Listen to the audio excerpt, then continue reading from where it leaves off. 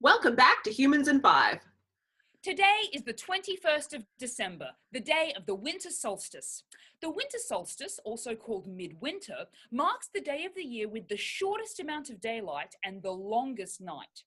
This is the result of the tilt of the Earth. The axis that the Earth rotates on is not completely vertical, but is tilted. This means that as the Earth spins, either the northern or southern hemisphere is tilted away from the sun. When the northern hemisphere experiences winter, the southern hemisphere experiences summer. At the winter solstice here in the northern hemisphere, the sun's daily maximum height in the sky is the lowest. This means we don't get a whole lot of sun on December 21st, but instead a whole lot of night. The winter solstice is a natural event, but as we saw with other seasonally related events like the summer solstice, they have cultural meaning in them. In Christian tradition and in many parts of the world, we associate midwinter with the celebration of Christmas. As a winter solstice celebration, Christmas, or many others that take place near the end of December, were born out of Saturnalia. This was an ancient Roman solstice celebration that took place sometime between December 17th and 23rd that included banquets, gift-giving, and having a bit of a party. Yule or Yuletide is another celebration that takes place around the winter solstice and Christmas time. Yule actually comes from an older pagan tradition in Northern Europe, associated with the Norse god Odin and with hunting.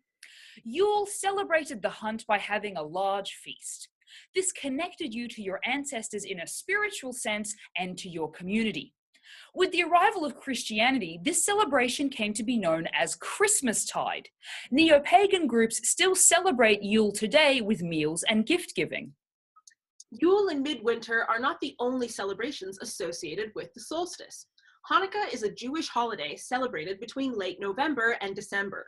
Candles are lit in a menorah, an act which quite literally celebrates bringing light into the darkness.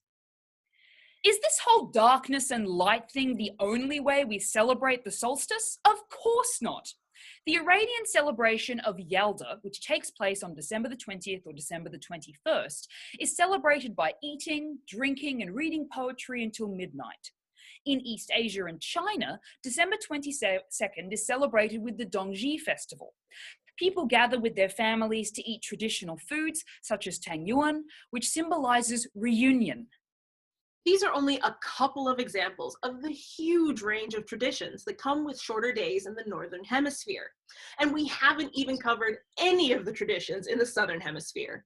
The value that we place on a tradition or a special event in the calendar year very much comes from the culture we were raised in, so everyone will appreciate different celebrations and different times of year.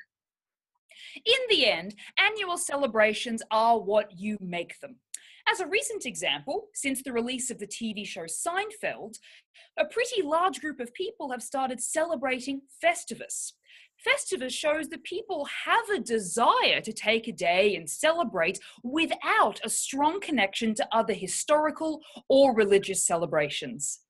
We hope you're having a great midwinter solstice, whichever way you're celebrating it, and we'll see you next time on Humans in 5. And don't forget to subscribe!